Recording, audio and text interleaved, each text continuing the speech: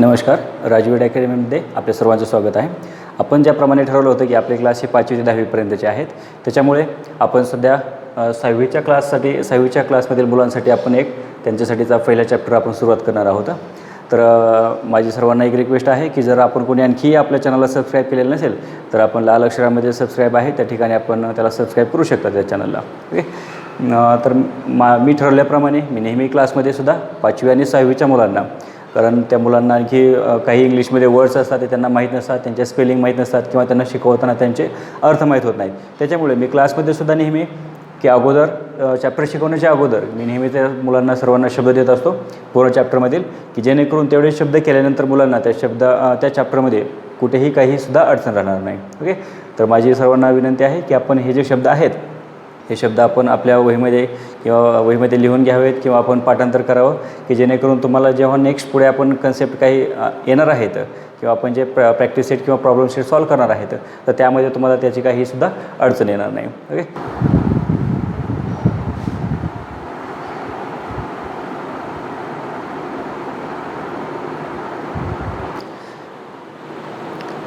चला, तर मग आपण या चॅप्टरच्या सुरुवातीला सुरुवात करण्याच्या अगोदर किंवा प्रॅक्टिस सेट सुरुवात करण्याच्या अगोदर आपल्याला या चॅप्टरमध्ये काही जॉमेट्रीबद्दलच्या काही बेसिक कन्सेप्ट्स आहेत. आपल्या चॅप्टरचं नावच आहे basic concepts in geometry. Okay. याचा अर्थही आपण मराठीमध्ये दिलेला आहे. बेसिक म्हणजे मी शब्द वगैरे आपण दिलेले आहेत, त्याच्यामध्ये आपल्याला सर्व त्याचा अर्थ मिळून जाईल. बेसिक म्हणजे पायाभूत होतील किंवा मूलभूत म्हणता येईल. कन्सेप्ट म्हणजे संकल्पना, जॉमेट्री म्हणजे भूमिती म्हणजे ज्याच्यामध्ये आपल्याला आकृत्यांचा अभ्यास असेल. ओके. त्यासाठी आपण त्याला जॉमेट्री म्हणूया. म्हणजे याचा मराठीमध्ये अर्थ आपण काय म्हणता येईल, भूमितीतील मूलभूत संकल्पना किंवा भूमितीय मूलभूत संकल्पना. ओके. किंवा भौमितिकही म्हणता येईल याला. ओके. मी याच्यामध्ये मराठीमध्ये ह्याला पूर्णार्थ दिलेला आहे हा. तर आपण याच्यामध्ये सुरुवात करण्या अगोदर आपल्याला याच्यामध्ये काही जॉमेट्रीबद्दलच्या काही कन्सेप्ट्स आहेत किंवा काही आपल्याला जी बेसिक माहिती पाहिजे जॉमेट्रीबद्दलची हे आपल्याला आता शिकायची आहे. तर त्यासाठी सुरुवातीला आपण फर्स्ट घेणार आहेत पॉईंट. ओके. पॉईंट म्हणजेच आपण त्याला बिंदू म्हणतो. ओके. परंतु हा कसा दाखवला जातो. ओके. तर त्यासाठी आहे point is shown by tiny dot. Okay. Dot म्हणजे ठिपका, टायनी डॉट म्हणजे अत्यंत लहान ठिपका.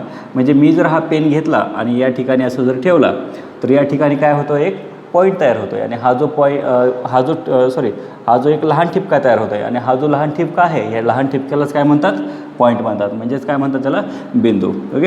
याची डेफिनेशन आपल्याला किंवा हे लक्षातही ठेवता येईल असं, point is shown by tiny dot. म्हणजे पॉईंट हा कशाने दाखवला जातो, पॉईंट हा लहान ठिपक्याने दाखवला जातो, अत्यंत लहान ठिपक्याने. ओके. लहान ठिपक्याने दिलं. ओके. आणि हा जो ठिपका आहे या ठिपक्याला आपल्याला नावही देता येईल, कारण हा जो पॉईंट आहे म्हणजे किंवा टायनी डॉट जो आहे याला आपल्याला नावही देता येईल. ओके. पण नाव देताना ह्याच्यासाठी आपल्याला काय करायचं, ते कॅपिटल लेटरचा यूज करायचा आहे. ओके. म्हणजे ह्याला आपण कॅपिटलमध्ये नाव देऊ, सपोज ए. तर याला रीड करताना काय म्हणणार, ह्याला आपण पॉईंट. ओके. हा पॉईंट आहे म्हणून पॉईंट आणि नंतर ए. ओके. तर याला आपण काय म्हणणार, पॉईंट ए. ओके. सेम आपण दुसरा एक पॉईंट घेऊया. या ठिकाणी नाव देतो, या ठिकाणी मी नाव दिलं एक्स. तर याला रीड करताना आपण काय रीड करणार, म्हणजे ह्याला कोणत्या भाषेमध्ये वाचणार, कसं वाचणार, ह्याला पॉईंट एक्स. वाचताना याला पॉईंट म्हणायचं, परंतु लिहिताना हा पॉईंट असेल दिलेला फक्त, परंतु वाचताना याला पॉईंट एक्स असं वाचायचं आहे. ओके. म्हणजे आपल्याला याच्यामध्ये आणखी एक लक्षात ठेवायचं आहे की जे पॉईंटला जे नाव दिलं जातं, हे पॉईंटला जे नाव आहे हे कोणत्या लेटरमध्ये आहे, कॅपिटल लेटरमध्ये आहे. म्हणजे आपण या ठिकाणी सांगू शकतो असं. Okay. Name of point is given in capital letters. Okay. म्हणजेच आपल्याला जे पॉईंटचं नाव असतं हे नेहमी कशामध्ये दिलं जातं, पॉईंट एक्स म्हणजे कॅपिटल लेटर्समध्ये. ओके. हे लक्षात ठेवायचं आपल्याला की पॉईंटला जे नाव असेल हे नेहमी कॅपिटल लेटर्समध्ये असेल. ओके. म्हणजे पॉईंटबद्दलची ही आपली बेसिक इन्फॉर्मेशन आहे. ओके. हे झाले पॉईंट. नंतर पाहूया आपण लाईन. ओके. Next line. लाईनला आपण म्हणूया रेषा. ओके. रेषा कशी दाखवली जाते, तर रेषामध्ये ही लाईन आहे. ओके. आणि त्या दोन्ही टोकांना काय आहेत, दोन्ही टोकांना ॲरो आहेत. ओके, ॲरो आहेत म्हणजेच बाण आहे त्याच्या दोन्ही टोकांना. या दोन्ही टोकांना बाण आहेत याचा अर्थ काय होतो की ही जी लाईन आहे ही या साईडला कितीही लांब वाढत जाईल आणि इकडे सुद्धा लेफ्ट साईडला सुद्धा ही कितीही दूर अशी वाढत जाईल. ओके, याला मर्यादा नाही. ओके, म्हणजे ही अमर्याद वाढत जाईल. म्हणजे या ठिकाणी ॲरो आहे म्हणजे ही या साईडला सुद्धा वाढेल आणि इकडे लेफ्ट साईडला सुद्धा अमर्याद वाढेल. ओके, याला आपल्याला लाईन म्हणता येईल आणि लाईनला नाव असंही देता येईल. ओके, शेवटी नाव देता येईल. तर याला वाचताना काय वाचणार, लाईन आणि लास्टला हे नाव मी यल दिलेलं आहे, स्मॉल लेटरमध्ये आहे. जर साईडला नाव द्यायचं असेल, आता या ठिकाणी इथं कुठेच पॉईंट नाही. ओके, पॉईंट नाही म्हटल्यानंतर आपल्याला त्याला कॅपिटलमध्ये नाव देण्याची गरज पडणार नाही. ओके, म्हणजे आपल्याला नाव कशामध्ये द्यावं लागेल, आता स्मॉलमध्ये द्यावं लागेल. म्हणजे या ठिकाणी मी स्मॉलमध्ये दिलेलं आहे. किंवा आपण मग त्याला रीड करताना कसं रीड करणार, म्हणजे कसं वाचणार त्याच लाईनला, तर ही लाईन म्हणून लाईन आणि तिला नाव काय आहे यल, म्हणून वाचताना काय वाचायचं तिला line L. Okay, next suppose आपण अशी एक लाईन ड्रॉ केली. ओके, आणि त्याला नाव दिलं ए. तर आपण आता यासाठीचं काय नाव वाचणार, याला कशा पद्धतीने वाचणार, तर वाचताना याला काय म्हणणार लाईन ए. या लाईनवरती पॉईंट कुठेही नाही म्हणून ह्या लाईनला कॅपिटलमध्ये नाव देणार नाहीत आपण. ओके, किंवा देता येणार नाही. ओके, हे झालं लाईन.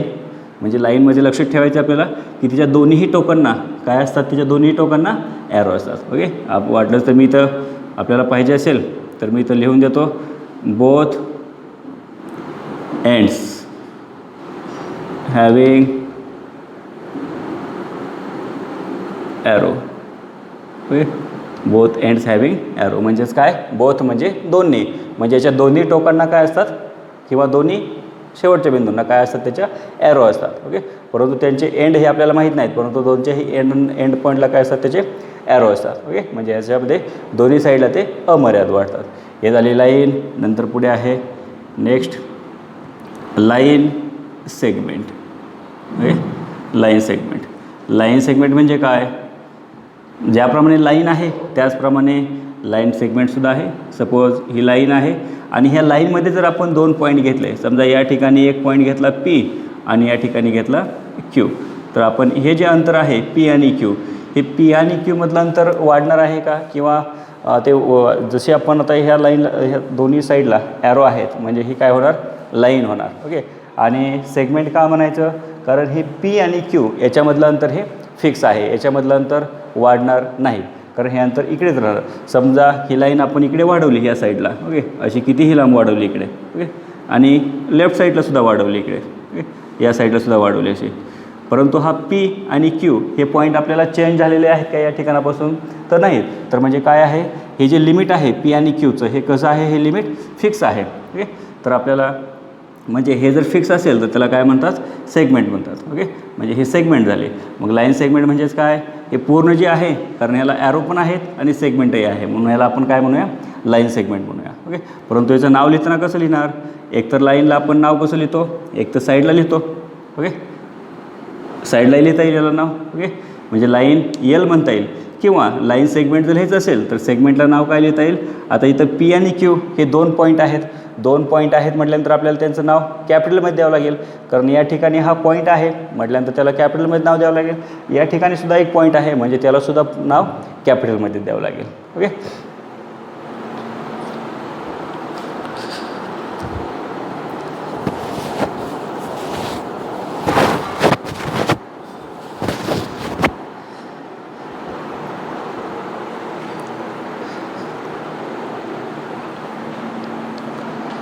Line segment. ओके, तर याला रीड करताना काय रीड करणार, सेगमेंट पी क्यू. ओके, दोन अक्षर आहेत. आता फक्त एक अक्षर दिले तर आपल्याला सांगता येणार नाही, त्यामुळे हे पी क्यू म्हणता येईल. म्हणजे ही पीकडून क्यूकडे सुद्धा चाललेली आहे आणि क्यूकडून पीकडे सुद्धा चाललेली आहे, म्हणजे याला आपल्याला सेगमेंट पी क्यू किंवा सेगमेंट क्यू पी असं सुद्धा म्हणता येईल. ओके, खूप विद्यार्थ्यांना खूप कन्फ्युजन होतं की लाईन म्हणजे कशी ओळखायची आणि सेगमेंट कशी ओळखायची. ओके, लाईन लक्षात ठेवायची, लाईन म्हटलं की त्याच्या दोन्ही साईडला काय असायला पाहिजे, तर ॲरो असायला पाहिजेत. आणि सेगमेंट केव्हा होईल, सेगमेंट केव्हा असेल ती, तर त्यासाठी मध्ये काय असायला पाहिजे, त्याच्यामध्ये असे दोन पॉईंट फिक्स पाहिजेत. ओके, म्हणजे दोघांमधलं अंतर हे फिक्स पाहिजे तर ती सेगमेंट असेल. आणि फक्त लाईन आपण ह्याला हे जे आहे पी क्यू याला आपण लाईनही म्हणू शकतो. लाईन का म्हणता येईल? कारण एंडला काय आहे त्याच्या पॉईंट आहेत. म्हणजे आपण याला 2 अक्षरी नाव देता येईल लाईनला आणि 1 अक्षरीसुद्धा नाव देता येईल. आपल्याला प्रॅक्टिस सेटमध्ये असा एक क्वेश्चन आहे की लाईन दिलेली आहे आणि write the different name of the lines म्हटलेलं आहे. म्हणजे लाईनची वेगवेगळी नावे लिहा. तर लाईनला नाव साईडला असेल तर 1 अक्षरी नाव द्यायचं आणि जर मध्ये असेल तर त्यावेळेस लाईनला 2 अक्षरी नाव द्यायचे. ओके, हे झाले लाईन सेगमेंट, हे लाईन आणि हा point. Next point is plane. Okay, plane. Okay, plane means प्रतल. Okay, definition of plane, a flat surface. Flat surface म्हणजे सपाट पृष्ठभाग. Okay, a flat surface is called plane. Okay, मॅथमॅटिक्समध्ये प्लेन कशाला म्हणतात? म्हणजे प्रतल म्हणजेच काय असतो? एक फ्लॅट सरफेस असतो. जसं की हा बोर्ड जर पाहिला तर हा बोर्ड काय आहे?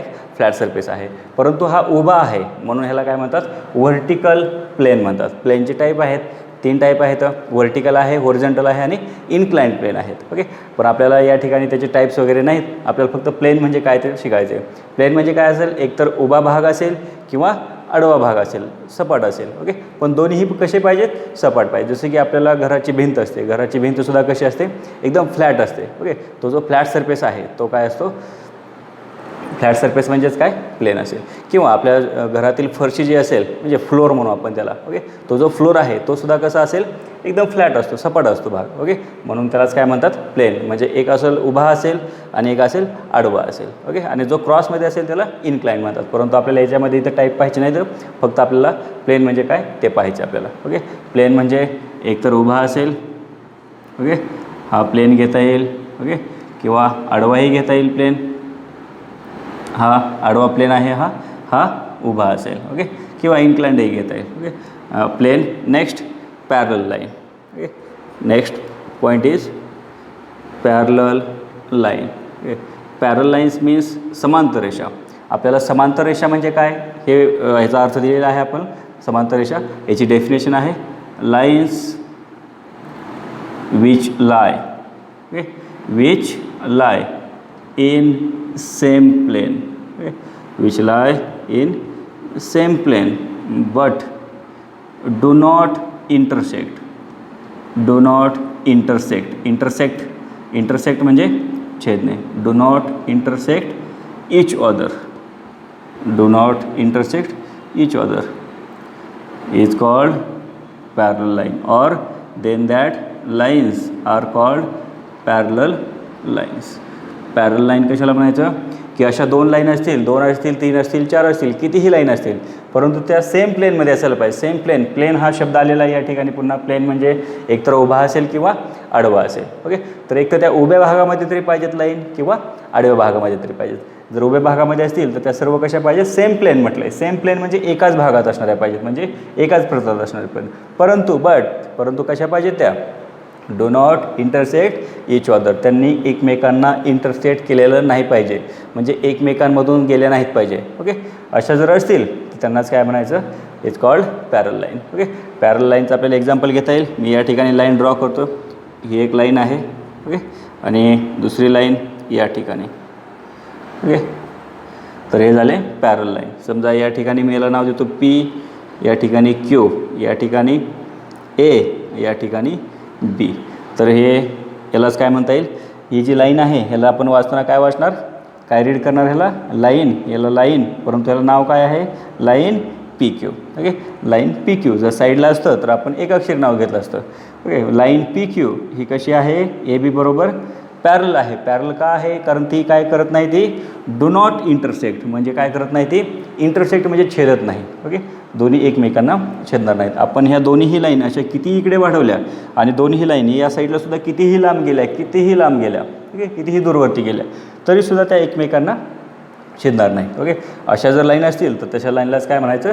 पॅरल लाईन. ओके, मग याला लिहिताना कसं लिहिणार? वाचताना आपण म्हणू लाईन PQ पॅरल लाईन AB. जेव्हा लाईनचं नाव लिहितो त्यावेळेस आपण लाईन हा शब्द अगोदर वापरायचा आहे. ओके, लाईन PQ आणि ही लाईन AB ह्या दोन्ही कशा आहेत? पॅरल आहेत. परंतु लिहिताना कसं लिहिणार? तर लिहिताना यालाच काय लिहिणार? लाईन PQ पॅरल लाईन. पॅरलसाठी 2 रेषेचा सिम्बॉल आहे. ओके, उभ्या 2 रेषा आहेत. ओके, म्हणजे ह्याचा काय अर्थ होतो, पॅरलल. हा सिम्बॉल आहे म्हणजे त्याचं चिन्ह आहे ते. ओके, आणि काय, line A B. Okay, read करणार, काय रीड करणार, लाईन पी क्यू, ह्या सिम्बॉललाच काय म्हणायचं, parallel. Okay, line P Q parallel line A B. Okay, हे झाले लाईनबद्दलची, पॅरल लाईन्सबद्दलची कन्सेप्ट. आता काही वेळेस लाईनमध्ये पॅरल लाईन ह्या फक्त अशाच असतील असं नाही, काही वेळेस लाईन अशासुद्धा असतील. ओके, किंवा इथून अशी असेल. ओके, परंतु आपल्याला हे चेक करताना फक्त पाहायचं आहे की जर ही लाईन या साईडला दोनही वाढवल्या तर त्या एकमेकांना छेदतात का ते पाहायचे. जर समजा या ठिकाणी इकडे वाढवल्या तर त्या 2 एकमेकांना छेदतात का ते पाहायचे. जर छेदत होत असतील तर त्या पॅरल लाईन नाहीत. पॅरल नाहीत म्हणजे त्या कशा झाल्या, मग इंटरसेक्टिंग झाल्या. ओके, पॅरल नाहीत म्हणजेच काय झाल्या, त्या इंटरसेक्ट झाल्या. इंटरसेक्ट म्हणजेच छेदणाऱ्या झाल्या. ओके, तर आपल्याला तसाही एक क्वेश्चन आहे या बुकमध्ये आपल्या, की इंटरसेक्टिंग लाईन आहेत का पॅरल लाईन आहेत ते ओळखा. पॅरल लाईन केव्हा म्हणायचं, की जर त्या एकमेकांना स्पर्शही करत नसतील, टचसुद्धा करत नसतील. ओके, म्हणजेच त्या काय होत, कशा असतील, त्या पॅरल असतील. म्हणजे त्याला आपण काय म्हणू, डू नॉट इंटरसेक्ट. ओके, म्हणजे त्या एकमेकांना छेदत नाहीत. तर असतील तर त्यांना पॅरलल, आणि ज्या एकमेकांमधून जात असतील त्यांना पासिंग थ्रू म्हणायचं. तशा जर असतील तर त्यांना काय म्हणायचं, मग इंटरसेक्टिंग लाईन. ओके, हे झाले प्लेन पॅरल लाईन. ओके, नाव second one is ray. Ray, ray म्हणजेच याला मराठीमध्ये आपण म्हणूया किरण. ओके, रे म्हणजे किरण. आणि पॅरल लाईन, पॅरल लाईनला मराठीमध्ये काय म्हणतो आपण, समांतर रेषा. ओके, रे, रे म्हणजे काय, आता रे दाखवण्यासाठी किंवा ओळखण्यासाठी सोपं आहे. रे म्हणजे किरण, परंतु रे कसं काढणार, या ठिकाणी एक नाव आहे ए आणि या ठिकाणी आहे बी. आता या रेमध्ये फक्त एका साईडला ॲरो आहे. ओके, एका साईडला ॲरो आहे. रेचं आपल्याला एक्झाम्पल पाहायचं झालं तर आपण सन लाईट जे आहे, म्हणजे सन रे म्हणजे आपण त्याला सूर्यकिरण म्हणतो, हे फक्त सूर्याकडून आपल्याकडे येत आहेत. ओके, म्हणजे या ठिकाणापासून इकडे जात आहेत. ओके, म्हणजे एका ठिकाणाकडून दुसऱ्या ठिकाणी. किंवा आपल्याकडे टॉर्च असते, बॅटरी असते, ती बॅटरीचं एक्झाम्पल जर पाहिलं तर आपल्याकडे फोकस जो असतो तो आपल्याकडून समोर जातो. ओके, म्हणजे ते काय सुद्धा झालं, रे झाली ती. ओके, किरण. अशा जे प्रकारचे एक्झाम्पल आहेत त्या सर्वांना काय म्हणतात, रे म्हणतात. ओके, म्हणजे हे एकडून कुठे चाललेले आहे, एकडून बीकडे चाललेले आहे, बीकडून वापस एकडे येत नाही. ओके, त्याच्यामुळे याचं नाव लिहिताना काय लिहिणार, रे ए बी. ओके, ए बी 2 अक्षर आहेत आणि रेला नाव नेहमी 2 अक्षरी असणार. जसं सेगमेंटला, लाईन सेगमेंटला 2 अक्षरी नाव होतं. ओके, त्याचप्रमाणे रेलासुद्धा 2 अक्षरी नाव द्यायचं आहे. ओके, आणि नाव देताना एकडून बीकडे द्यायचं आहे, बीकडून उलट प्रकारे द्यायचं नाही. त्याच्यामुळे आपल्याला, कारण ही बीकडून या ठिकाणी साईडला जाणारा ॲरो नाही आहे, ॲरो कोणत्या साईडला आहे, एकडून बीकडे जाणारा आहे. त्याच्यामुळे त्याला रे ए बी म्हणूया. म्हणजेच किरण ए बी, कारण तो एकडून बीकडे जात आहे. ओके, एकाच डायरेक्शनने जात आहे, एकाच दिशेने जात आहे, दुसऱ्या दिशेला जात नाही. ओके, म्हणून तो किरण. ओके, रे. याचं एक्झाम्पल काय आपण म्हटलो, एकतर बॅटरी असेल, टॉर्च असेल, किंवा सनलाईट म्हणजे सूर्यकिरण असेल. ओके, हे झाले रे. Collinear point.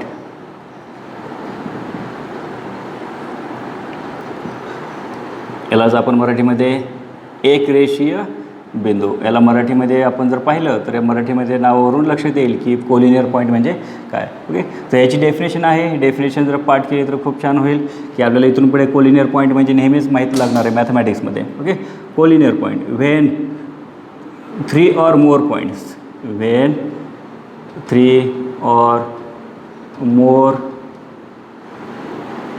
points lie on same line, okay, same line, and then that points is called collinear point. Okay, here is not is, here is are called collinear points. तर तशा पॉईंटला काय म्हणतात, collinear point. Definition खूप simple आहे. याच्यामध्ये लक्षात काय ठेवायचे, व्हेन 3 और मोर, और म्हणजे किंवा, 3 किंवा 3पेक्षा जास्त, पण काय पाहिजेत आपल्याला, पॉईंट पाहिजेत.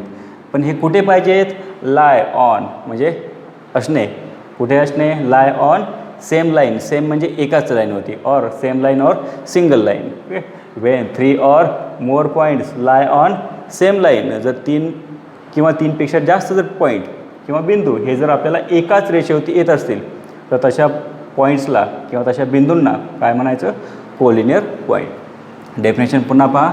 व्हेन 3 or more points, जेव्हा 3 किंवा 3पेक्षा जास्त, 3 किंवा 3पेक्षा जास्त, कमीत कमी 3 तरी पाहिजेत, परंतु त्यापेक्षा जास्त असले, ओके, 3 किंवा 3पेक्षा जास्त, तर पण हे कुठे पाहिजे? तर लाय ऑन, याला लाय म्हणायचं. लाय म्हणजे असणे, लाय ऑन सेम लाईन, परंतु ते कुठे पाहिजेत?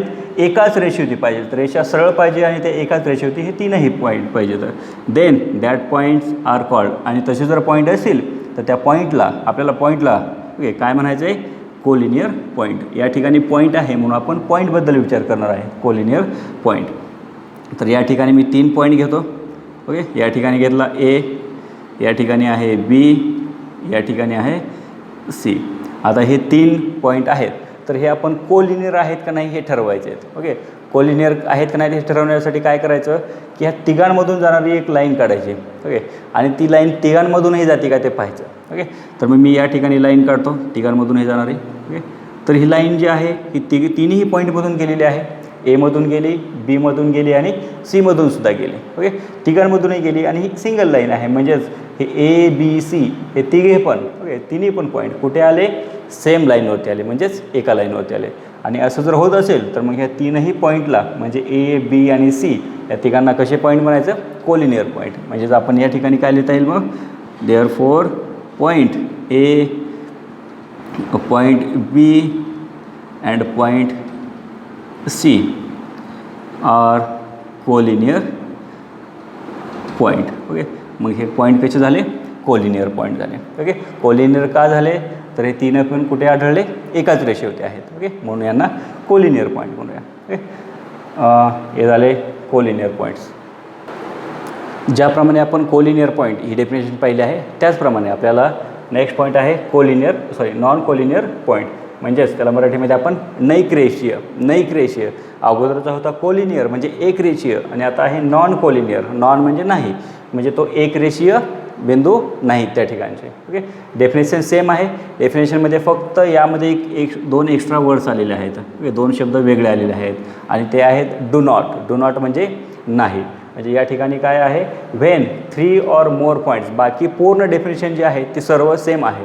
फक्त त्याच्यामध्ये फरक कोणता आहे की हे 2 शब्द आलेले आहेत. म्हणजे ते 2 शब्द काय सांगतायत की नाही म्हणून सांगतायत ते. Okay, when 3 or more points do not lie on same line और सिंगल लाईन. त्याला सिंगल लाईन म्हटलं तरी चालेल किंवा same line.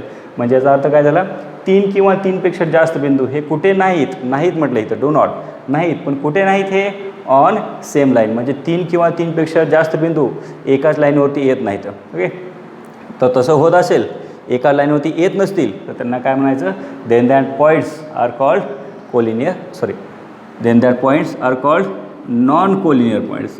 Then that points are called non collinear point, म्हणजे नैक रेषीय बिंदू. याचं एक एक्झाम्पल पाहू. अगोदर घेतले होते तेच पॉईंट घेतो. ए, या ठिकाणी बी घेतो आणि या ठिकाणी सी घेतो. आता आपल्याला हे एकाच रेषेवरती येतात का ते पाहायचं आहे. ओके, तर मी या ठिकाणापासून रेषा ओढायला सुरुवात करतो. बीपर्यंत आली, परंतु ही एकच रेषा झाली. ओके, परंतु आता मी जर इकडे सुरुवात केली जोडायला तर ही बी सी ही दुसरी रेषा झाली. ओके, म्हणजे इथून इकडे एक रेषा झाली आणि ही खालची दुसरी रेषा झाली. अशा 2 रेषा झाल्या. म्हणजे आपल्याला हे पॉईंट कसे झाले? मग हे नॉन कोलिनियर झाले. ओके, म्हणजे आपल्याला काय लिहिता येईल? Point A, point B and point C are non collinear point. Okay, point A, point B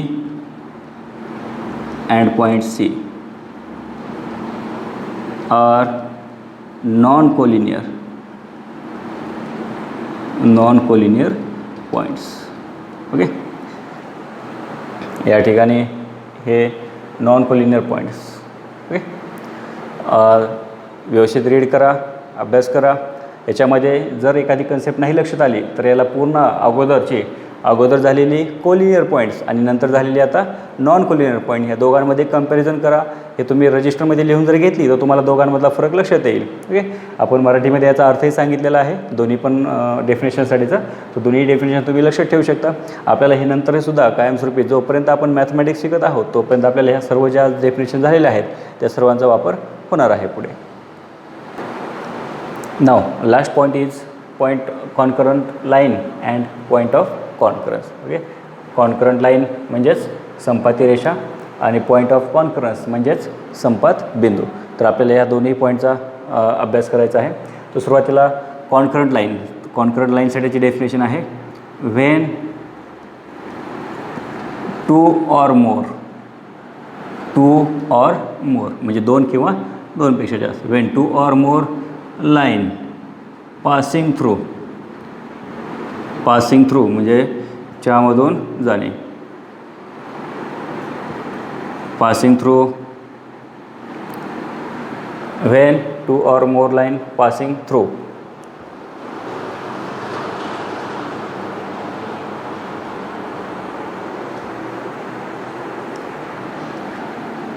When two or more line passing through a single point, then that lines are called concurrent line. Then that lines is called concurrent lines. Okay, ही सुद्धा definition सोपी आहे. ज्याप्रमाणे आपण collinear point आणि non collinear point पाहिलं त्याच प्रकारची ही डेफिनेशन आहे. याचा अर्थ काय होतो आता डेफिनेशनमध्ये? व्हेन जेव्हा टू ऑर मोर लाईन्स दोन किंवा दोनपेक्षा जास्त. मोर म्हटले, मोर म्हणजे अधिक किंवा जास्त. When two or more lines म्हणजे दोन किंवा दोनपेक्षा जास्त रेषा पासिंग थ्रू. पास म्हणजे पासिंग म्हणजे मधून जाणे. ओके, मधून जाणे. Passing through single point. कशामधून जात आहेत ते? सिंगल पॉईंट म्हणजे एकाच पॉईंटमध्ये जात आहेत. म्हणजे दोन किंवा दोनपेक्षा रेषा आहेत आणि त्या एकाच पॉईंटमधून जात आहेत. कशामधून जात आहेत? त्या एकाच पॉईंटमधून जात आहेत. Then that lines. असं जर होत असेल, त्या लाईन जर एकाच पॉईंटमधून जात असतील जास्त, तर त्या लाईनला काय म्हणायचं? Concurrent line. जसं की या ठिकाणी मी एक पॉईंट घेतो आहे, या पॉईंटला नाव दिलं ए, आणि ह्या एकाच पॉईंटमधून जाणाऱ्या मी वेगवेगळ्या लाईन काढतो. म्हणजे समजा ही एक लाईन ह्या पॉईंटमधून गेली. ओके, आणि ह्या लाईनला नाव दिलं मी इकडे स्मॉल पी. ओके, नंतर ह्या एमधून आणखी एक लाईन गेली. ओके, तिला नाव देतो मी स्मॉल क्यू. साईडला नाव दिलेलं आहे म्हणून हे स्मॉलमध्ये येईल. ओके, लाईन क्यू झाली. म्हणजे आपल्याला किती पाहिजे? तर मिनिमम 2. ओके, कमीत कमी 2 लाईन पाहिजे. 2पेक्षा जास्त असल्या तरी चालतील. ओके, मी ह्या 2 लाईन काढल्या. म्हणजे ह्या 2 लाईन एकाच पॉईंटमधून गेल्यात. म्हणजेच डेफिनेशनप्रमाणे पाहिलं तर when two or more line passing through single point म्हणजे 2 किंवा 2पेक्षा जास्त लाईन ह्या कशामधून जायला पाहिजे? तर सिंगल पॉईंटमधून म्हणजे एकाच पॉईंटमधून जायला पाहिजेत. जसं की हा एकच पॉईंट आहे आणि एकाच पॉईंटमधून या दोन्ही रेषा गेलेल्या आहेत. आणि असं जर होत असेल म्हणजे त्या लाईन जर तशा जात असतील एका पॉईंटमधून, तर त्या ज्या लाईन आहेत त्या लाईनला काय म्हणायचं? Concurrent line. ओके, लाईनला काय म्हणायचं? Concurrent line. आणि ते कोणत्या पॉईंटमधून गेलेले आहेत? तर पॉईंट एमधून गेलेले आहेत. म्हणजे हा जो पॉईंट आहे हा पॉईंट, तर ह्या पॉईंटला काय म्हणायचं? Point of concurrence. ज्या लाईन गेलेल्या आहेत त्या लाईनला काय म्हणायचं? लाईनसाठी कॉन्करंट लाईन. आणि ज्या पॉईंटमधून गेल्या, ज्याच्यामधून गेल्या त्याला पॉईंट ऑफ कॉन्करन्स म्हणजेच संपात बिंदू. आपल्याला याच डेफिनेशनचा यूज लागेल कारण प्रॅक्टिस सेटमध्ये आपल्याला एक क्वेश्चन आहे असा याच्यावरती आधारित. त्या ठिकाणी आपल्याला कॉन्करंट लाईन आणि पॉईंट ऑफ कॉन्करन्स हे दोन्ही पण आपल्याला लागणार आहे. त्यामुळे हे व्यवस्थित लक्षात राहू द्या की कॉन्करंट लाईन केव्हा म्हणायचं? कॉन्करंट लाईन केव्हा बनणार आहेत आपण? जेव्हा 2 किंवा 2पेक्षा जास्त लाईन एकाच बिंदूमधून गेल्या पाहिजेत. ओके, जर तशा लाईन जात असतील तर त्या ज्या लाईन आहेत लाईनला काय म्हणायचं आपल्याला? Concurrent line. आणि ज्याच्यामधून जाता येतं त्याला काय म्हणायचं? Point of concurrence. ते कुणामधून जाता येतं? कोणत्या पॉईंटमधून जाता येत? त्या ए पॉईंटमधून जाता येतं. ओके, म्हणून पॉईंट ऑफ कॉन्करन्स. कारण हा ए हा पॉईंट आहे आणि हे पी आणि क्यू ह्या काय आहेत? ह्या लाईन आहेत. ओके, आपल्या बुकमध्ये पेज नंबर 4वरती आपल्याला सर्वात वरती आपल्याला एक क्वेश्चन दिलेला आहे. आणि तो क्वेश्चन आहे write the proper terms. Okay, write the proper term intersecting line और पॅरलल लाईन. इंटरसेक्टिंग म्हणजे छेदणाऱ्या आणि पॅरल म्हणजे ते न छेदणाऱ्या, म्हणजे त्याला आपण समांतर म्हणतो. इंटरसेक्टिंग आहे की पॅरल आहेत हे आपल्याला या एम्प्टी बॉक्समध्ये म्हणजे रिकाम्या बॉक्समध्ये आपल्याला लिहायचं आहे. तर आपल्याला आपण डेफिनेशनचा अभ्यास केलेला आहे. ओके, इंटरसेक्टिंग म्हणजे काय, छेदणाऱ्या म्हणजे ज्या एकमेकांमधून जातील अशा. ओके, आणि पॅरल म्हणजे कशा असतात की त्या एकमेकांना छेदत नाहीत अशा. ओके, तर आपल्याला फर्स्ट डायग्राममध्ये जर पाहिलं तर आपल्याला लक्षात येईल की फर्स्ट डायग्राममध्ये लाईन ह्या एकमेकांना इंटरसेक्ट करत आहेत म्हणजे एकमेकांमधून जात आहेत. ओके, जर एकमेकांमधून जात असतील तर त्यांनाच काय म्हणणार आपण, intersecting line, intersecting lines. Okay, intersecting म्हणजे छेदणाऱ्या. ओके, छेदणे. ओके, इंटरसेक्टिंग लाईन्स मीन्स छेदणाऱ्या रेषा. नंतर आपण दुसऱ्या आकृतीमध्ये पाहू.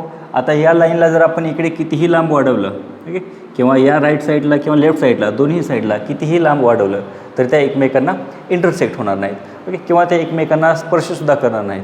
मग अशा जर लाईन असतील तर त्या लाईनलाच आपण काय म्हणतो, याची डेफिनेशन आपण पाहिलेली आहे.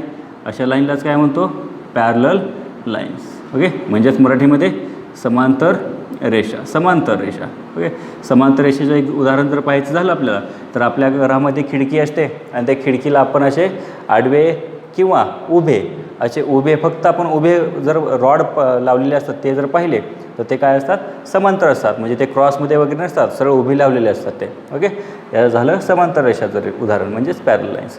ओके, आता आपण लास्ट एक्झाम्पलकडे येऊया. लास्ट एक्झाम्पलमध्ये जर पाहिलं तर ही रेषा पहा सरळ आहे आणि ही रेषा कशी आहे. ओके, म्हणजे आपल्याला ही पॅरल आहे का इंटरसेक्टिंग आहे हे ओळखायचं आहे. आता हे पॅरल आहे, काही जणांना वाटेल की हे एकमेकांना टच करत नाही किंवा एकमेकांना स्पर्श करत नाही किंवा एकमेकांना छेदत नाही. परंतु जर आपण ही लाईन अशी पुढे वाढवली, आपण ह्या दोन्ही लाईन इकडे असे वाढवल्या तर काय होणार आहे, थोडं अंतर गेल्यानंतर पुढे गेल्यानंतर काय होणार आहे, ह्या एकमेकांना ही लाईन इकडे पुढे जाईल अशी आणि हे एकमेकांना काय होणार आहे, तिकडे छेदणार आहेत. ओके, म्हणजे आपण या साईडला नाही छेदणार, ह्या इकडे ह्या ही इकडे जाईल, ही इकडे जाईल. म्हणजे हे लेफ्ट साईडला म्हणजे डाव्या बाजूला कुठेही छेदणार नाहीत. परंतु ह्या जर उजव्या बाजूला पाहिलं आपण, उजव्या बाजूला, तर उजव्या बाजूला मात्र ह्या काय होणार आहेत, छेदणार आहेत. मग अशा जर लाईन असतील तर त्यांना आपण पॅरलल लाईन म्हणता येईल का मग. ओके, त्यांना काय म्हणणार मग, intersecting line. Okay, intersecting lines. Okay, या प्रकारे आपल्याला आपल्या बुकमध्ये पेज नंबर 4 वरती हा सर्वात वरती हा क्वेश्चन आहे. ओके, काही वेळेस आपल्याला एक्झाममध्ये सुद्धा अशा टाईपचे ॲक्टिव्हिटी विचारले जातात की रिकाम्या चौकटीमध्ये लिहा की ते पॅरलल आहेत की इंटरसेक्टिंग आहे ते. ओके.